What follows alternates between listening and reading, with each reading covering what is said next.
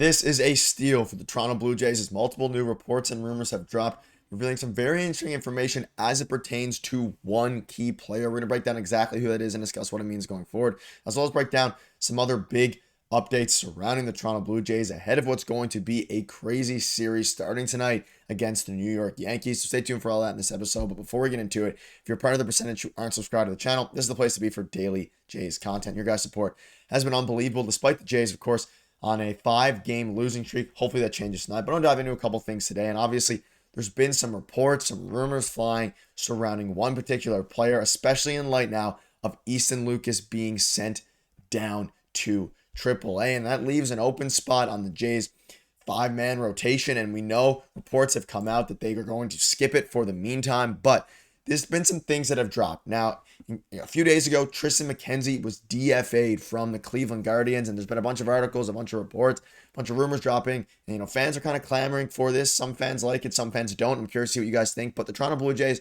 should take a chance on this former first-round pick. Could the Jays help Triston McKenzie turn things around? There's a few different things to go in here, but again, it is Triston McKenzie.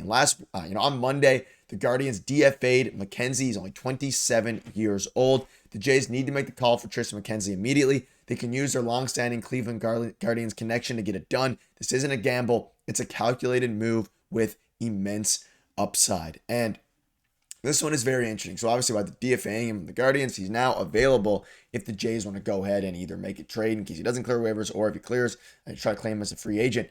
But if you're unfamiliar with Triston McKenzie, again, this all kind of dates back to the fact that Easton Lucas has been optioned to AAA a few days ago, and we know that John Schneider has come out and said that they are going to be, at this juncture, running a 4-man rotation using the day off that they have yesterday, and of course another day off coming up.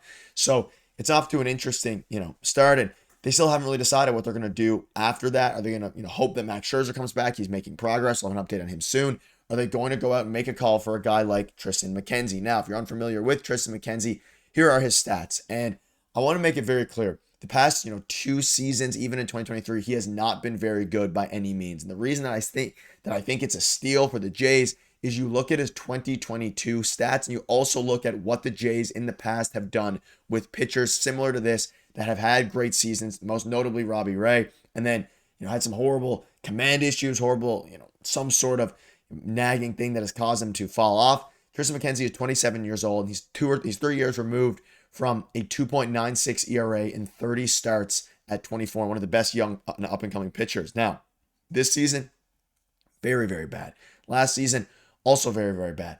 That being said, the Jays were employing Easton Lucas and players like that out there to give him a chance. And I think if you can get Triston McKenzie for very cheap, or just, nothing at all, if you end up claiming him off of waivers, then it makes a ton of sense. Again, you can see here in 2022, he posted an impressive 2.96 ERA, over 191 innings with 190 strikeouts and a 0.95 whip. And of course, that was a few years ago. Things changed. But in that year, he was dominant, showcasing his elite command and poise on the mound, as evidenced by him finishing 81st percentile in walk rate and 75th percentile in chase rate. He also allowed just 4 runs and 11 postseason innings, which demonstrated his ability to pitch on the biggest stage. So the reason I think this could be a steal for the Jays is, you're not going to have to give up barely anything at all. If you rewind a couple years, he had, some of the most value of any young starting pitcher in baseball because of that elite year. And that year, the Guardians made the playoffs. It's not like he was pitching on a horrible team. They made the playoffs, and he also ultimately pitched, great in the playoffs as well. The Jays need depth, and whether or not, I think taking a flyer on Triston McKenzie, a guy who's been good at the major league level before, is a lot better than some of these minor league guys. And again, Paxton Schultz got called up. He's been fantastic. You have Yariel Rodriguez. Maybe they'll look to use him after, the next run through the rotation after they do, again, the 4-man rotation with the day off. But Triston McKenzie, again, he's had some very good years. And even his year in 2021, which wasn't great, a 4.95 ERA in 24 starts, that's still, the Jays would probably take a middling 4 ERA at this point for their 5th starter spot. And they still have Max Scherzer, who was on his way back. He's not, nearing a return yet. However, there was a key issue as to why this has kind of happened. He had a UCL injury. In 2023, he dealt with a UCL injury, which disrupted his rhythm and mechanics, as demonstrated here. He had the option to undergo Tommy John surgery due to his injury, but instead elected for rest and rehab, which hasn't worked out so far. Despite his surface level struggles, McKenzie's underlying metrics remain promising. His strikeout rates have been consistent. And of course, he has great pitch movement. The biggest thing is his pitch variety. And this is another thing. With the Jays, we've seen it with Robbie Ray. We've seen it with other pitchers in the past. They've been able to take some guys that haven't been great or had command issues like Robbie Ray. And in this case, it is an injury, so it's a little bit different.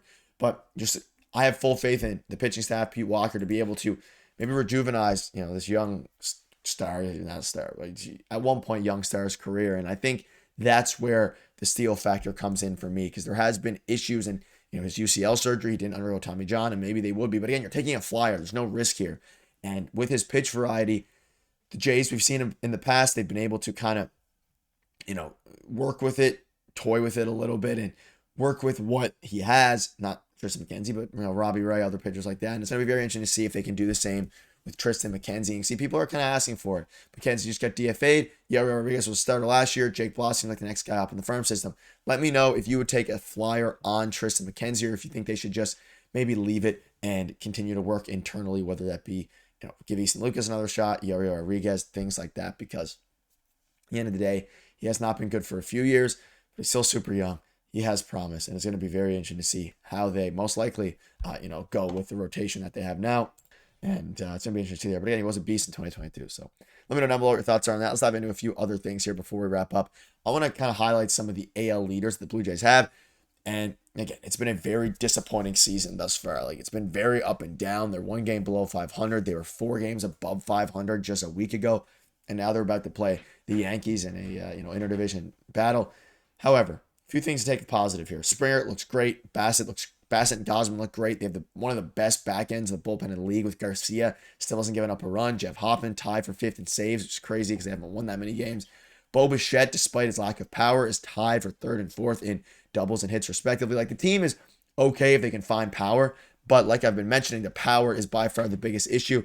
Their team home runs this season ranked 2nd last in the MLB, and you are surrounded by the Royals, the Rockies, the White Sox, the Pirates, like all teams that are not good offensively. So these are not the type of teams you want to be surrounded by, and for them to be in this company is a very clear reason as to why this team has hindered. And we know that Hazel May came out and said that they're going to make a decision today on if they're activating Dalton Varsho. So that'll assume be made later tonight or this afternoon. If that happens, we'll have some sort of video either today or tomorrow covering that, because we'll keep you up to date with all the latest news. But it's a very interesting series ahead. The Jays have to figure it out. You look at the Yankees, the team they're playing today. They are 1st in the MLB with 41 home runs. They have triple, essentially, what they have over triple the Toronto Blue Jays home runs, and that goes to show the difference. And they're still not even that far out of the postseason race. So let me know down below what your thoughts are on this. Things are getting crazy, and also let me know, would you take Tristan McKenzie in a again? It would either be a trade to get him before he goes to the waivers for like nothing, maybe a 30th ranked prospect or something crazy, or you'd be able to claim him off waivers. So either way, it's a win-win. Thank you guys for watching. See you later.